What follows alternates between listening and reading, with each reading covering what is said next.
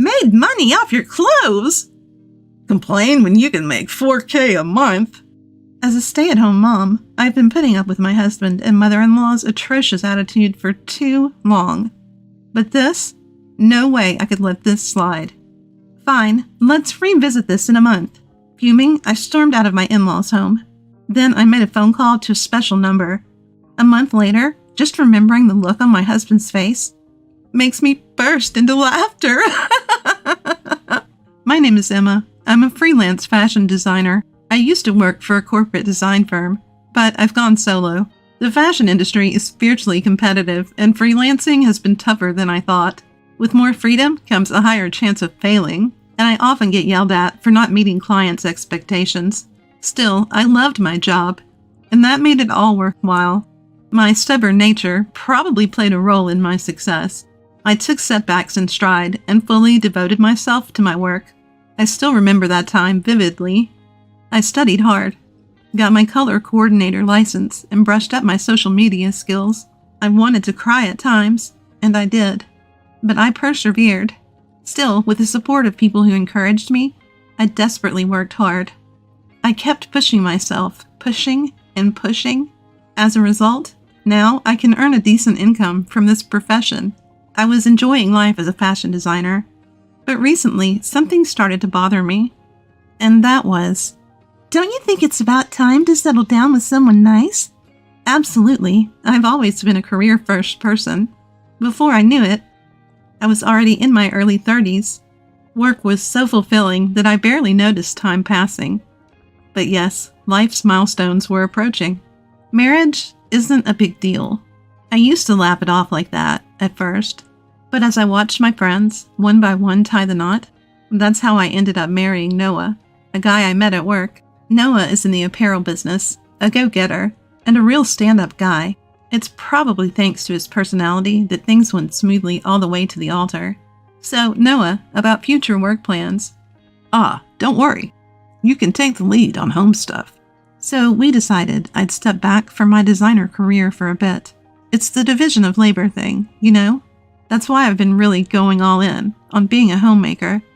As for going back to design work, I was thinking of picking it back up once things settled down a bit at home. Anyway, that was the new chapter in my life. I was living each day filled with dreams and hopes. Then, one day, Noah's dad passed away. His father had been battling cancer for a while, so it was just a matter of time. Still, his mom, Olivia, is really struggling with the loss of her long-term partner. Mom's really taking it hard. If she collapsed from the grief, it would be unbearable. So we decided to temporarily move into my in-laws' home. Luckily, their home is spacious, with a separate guest house. We would live there and take care of Olivia, who was in the main house. Mom, if you need anything, don't hesitate to call on us. Olivia, lunch is ready. So I took on the chores in the main house too, and kept Olivia company. Our dedication seemed to be helping. She was getting better day by day. I thought she'll be okay on her own soon. I was relieved and thinking of resuming my design work. But then, Emma, have you finished cleaning the main house yet? My mother-in-law just never seemed to pick up her share of the housework. Instead, she'd dump it all on me and go about her lazy days. And she never missed a chance to complain. The food is bland. You don't do laundry properly. She'd nag over and over. At first, I reluctantly went along with her. But this felt like servitude, and I couldn't stand it any longer. I have my own work to do. I explained to her that I was busy with my design work, and asked her to handle the house chores for the main house. But then, you're busy. All you're doing is sitting in your room trolling. She wouldn't hear of it. To her, my work on the computer or social media seemed like playtime. I tried to explain further, but don't think you can fool me with those big words. My, aren't you cunning? She dismissed me with a wave of her hand. If I pushed any harder, she'd just shout, calling me a domineering wife. So there was nothing I could do but back off. Now what should I do? I talked to my husband about his mom, but he didn't seem to take it seriously. It seems he's also having a hard time at work. He sighs all the time, whether we're eating or bathing. Of course, as his wife, I tried to offer a listening ear. Sometimes venting can be a relief. However, Noah didn't open up to me about the details. Don't worry, I'll figure out the work situation on my end. Certainly it must be a matter of pride for Noah. I was left to manage the difficult life with my mother-in-law without any help from my husband. Then one day, Noah comes home with a particularly dark expression. Turns out he'd made a big mistake at work and lost an opportunity for a promotion. Mistakes happen at work. Don't beat yourself up over it. I thought I was giving him a normal pep talk, but it backfired with Noah, who has quite the ego.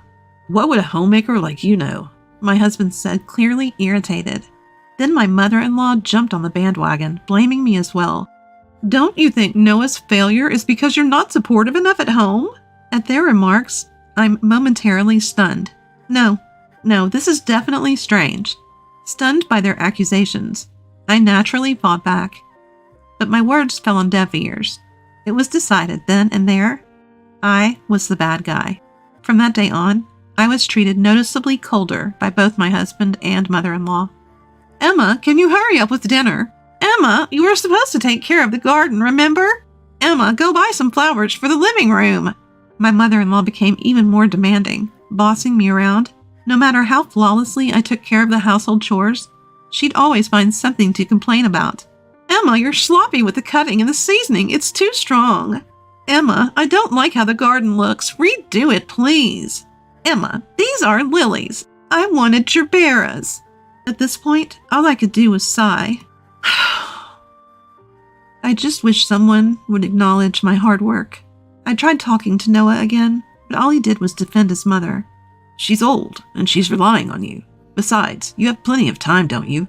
You're not working after all. Noah still seemed resentful. I knew he had a big ego, but I didn't expect him to be this petty. And so, drained and weary, I soldiered on alone in my in-laws' home. Then one day something happened that I simply couldn't tolerate any longer. That day I had to go into town for some errands. After wrapping things up, I returned home. But the moment I opened my closet, I was shocked.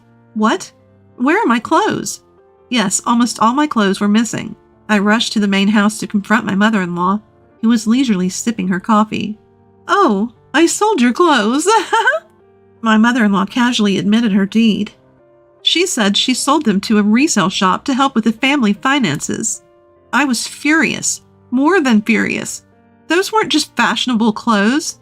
They were designs I had worked hard on, bringing them to life through my labor. Some were even from the early days of my career. Seriously, who sells someone else's stuff without asking? I couldn't believe it. I let loose on her with all my feelings. But who needs fancy clothes when they're unemployed? There was zero remorse from her. And my husband, who had come running after hearing the commotion, was no help either. If you have complaints, try earning $4,000 a month. With that, Noah and my mother-in-law both mocked me. I responded, trying my best to stay calm. Fine, check back in a month. Both were stunned by my unexpected answer. Ignoring them, I got ready and left my in-laws' house. I plan to live in a hotel for a while. The room is small, but it feels much more spacious than my in-laws' home. This must be what freedom feels like. I lay on the bed and casually checked my phone. Several calls and messages from my husband and mother-in-law. Of course, I ignored all of them. Ugh, what a day. I tossed my phone on the bed with an exasperated look, but after a few seconds, I had second thoughts and picked it back up. I dialed a number. A month had passed since then. Right now, there's a big fashion show happening at the city's event hall. It's a collaborative effort between renowned fashion designers and popular models, and not just open to the public. Various industry insiders are also in attendance. I'm participating as a fledgling designer myself. Emma, long time no see. Emma, thank you for your help the other time. Emma, you look well. That's great to hear. Since many people from this field are gathered, I see a lot of familiar faces. I make my rounds and engage in lively conversation with people I've worked with before. Aiden, long time no see. Amelia, I should be thanking you for your help last time. Lucas, you're looking well too. Is Sophia in elementary school now? What a pleasant time this is. There was no shortage of interesting topics, including recent trends and industry developments. But then, someone rudely pats my shoulder. Ah, you're here too. I turn around and see my husband. So, have you come to your senses yet? You're stubborn, you know. At least respond. How about admitting defeat and coming home? Noah hasn't changed. Those were his words to his wife he hasn't seen in a month. I was so dumbfounded, I couldn't even find the words. I was brushing Noah off when a man rushes over to us. Do you two know each other? Director Henry. Director Henry is one of the higher-ups at the apparel company where Noah works. Yes, she's actually, embarrassingly enough, my wife. She's so uppity. Even though she's unemployed, it's really becoming a problem. With those words, Noah snickers. At that moment, Henry turns red and shoots Noah a glare. Emma, I apologize for my employee's inexcusable behavior. Henry, it's all right. Noah is watching our exchange, mouth agape. The truth is, Henry and I are acquainted. I had collaborated with my husband's company during my freelancing days, and Henry was the one managing the project. And now my husband is about to learn another shocking fact from Director Henry. Emma is a renowned fashion designer. Don't you even know that about your own wife? What?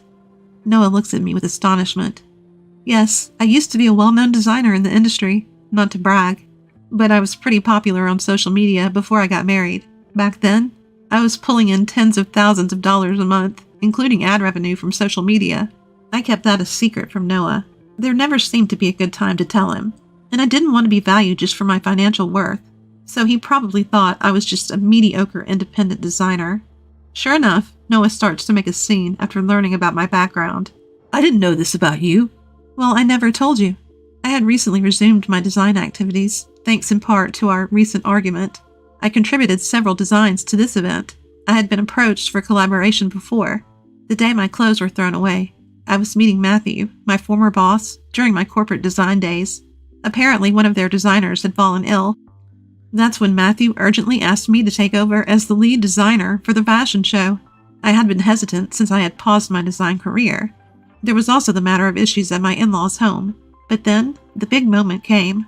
I called Matthew from the hotel to say I was on board and ready to go. You, being just a homemaker and unemployed. I could hear Noah's pride crumbling. I retorted with as much sarcasm as I could muster. So, we're good at $40K a month, right? Soon after, I divorced Noah. Emma, I messed up. Let's try again. You're the worst kind of woman for leaving your husband. Heartless, cowardly. Noah pleaded while my mother-in-law cursed me out. I dismissed them both. Come talk to me when you're making $40K a month. Since then, I haven't seen Noah and his clan. From what I hear, Noah got demoted to a smaller department. He must have irked the higher-ups in the company. According to Mr. Jones, even previous work mistakes were due to conflicts with colleagues. Judging as lacking any remorse, he's been completely written off. They're still living in that house, as they seem far from happy. I passed by their home once. It had a defeated aura. Well, they had it coming. As for me, I was recently in the spotlight again at a fashion show. My career as a designer is thriving. And life is busy but fun. By the way, things are going well between me and my former boss, Matthew. Matthew is a great guy who massively supported me when I struck out on my own. I trust him as a partner. I should have honed not just my design sense, but also my man-picking skills. I chuckled at the thought as I focused on my work.